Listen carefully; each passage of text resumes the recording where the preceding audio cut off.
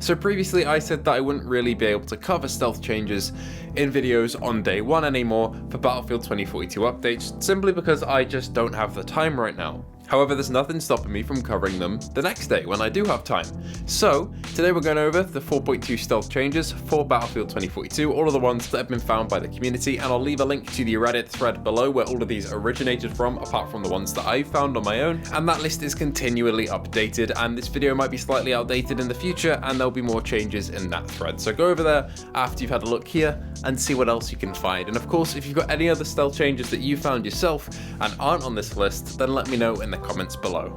Anyway, let's jump straight into it with console chat, because that has now been updated silently, so you can now talk at the end of a round in console and say GG, whereas before you wouldn't be able to access chat, but PC players could. So you'd be sitting there on your console trying to say GG and you'd be left out, but now no more of that.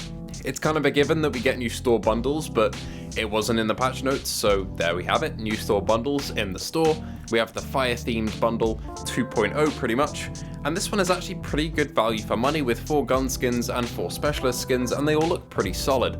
We've also got new player cards as well in the bundles, and we also have a specific new player card and tag for Thick44, who played Recon in the Battlefield Friends series. He unfortunately passed away early this year, and it's just so lovely to see him immortalized in 2042 with a player card and a tag that I'm going to be running probably until I move on to the next Battlefield title, because I don't see it fitting to ever take this one off ever again. So if you see me, I'll be running this player card, because this is such a lovely player card with such a nice description about the Battlefield Friends legacy and about Thick44, so it's just lovely to see that.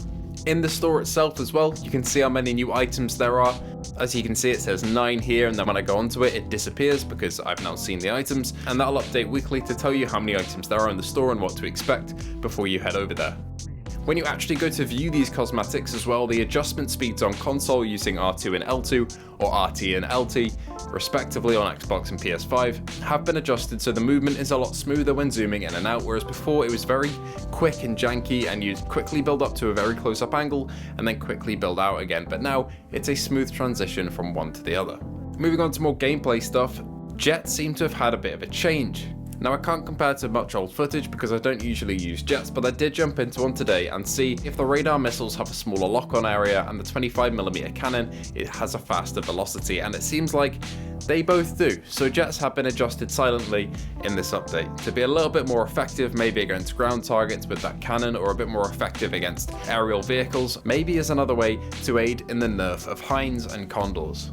Another small change is that Portal now says playing in and then the number until your next round, instead of next round starts in. I guess this is a clearer way to communicate to the player that they're about to jump into another round, and to encourage them not to leave if they want to play more. In actual gameplay, when you have your crosshair, it will now transition smoothly to ADS instead of just disappearing like it used to before. This makes ADSing feel a lot more snappy and a lot better.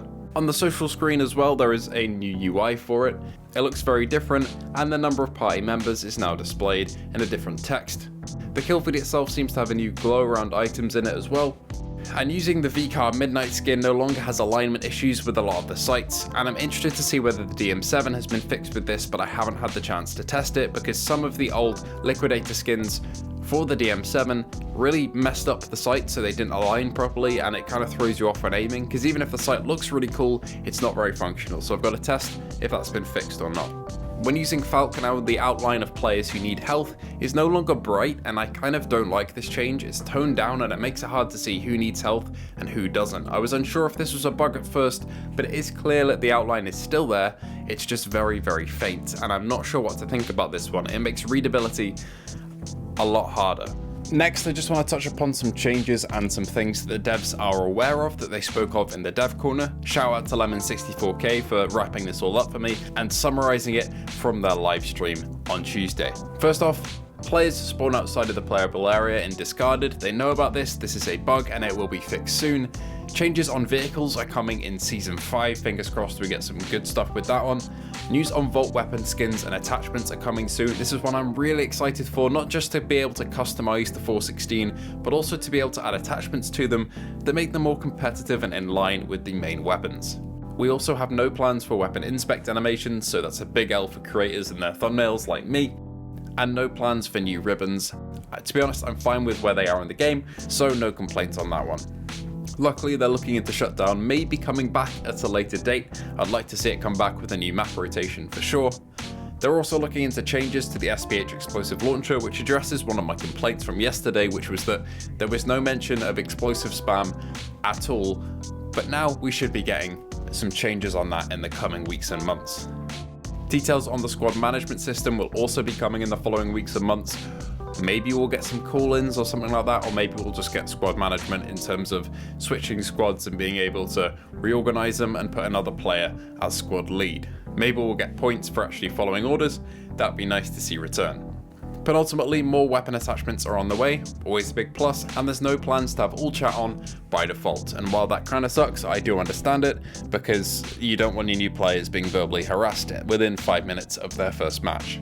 Also, thank you to Comet for this final change, and I'll be covering this in detail tomorrow, because I feel like this deserves its own video with the amount of content we're getting in audio form. And that is that more voice lines from Oz seem to have been added on Flashpoint in a certain area of the map. Now, Comet found these and has recorded them all and uploaded them, and I'll be playing them all for you tomorrow in a video and talking about them. But I just wanted to point that out, that there have been new voice lines that maybe indicate the future and another build-up event for the next season, which I find very, very exciting. So I'll be covering that tomorrow, so stay tuned. Anyway, that's been a bit of a shorter one for today. I hope you did enjoy. If you did, consider liking and subscribing. If you want to go visit Comet's website, the Exodus Archives, which do actually include the new voice lines, head over to the link in the description. And if you want to come and talk to me, him, or anybody else that loves this game, head over to the No Salt Discord. Link is also in the description for that one. Once again, thank you all for watching, and I'll see you in the next one.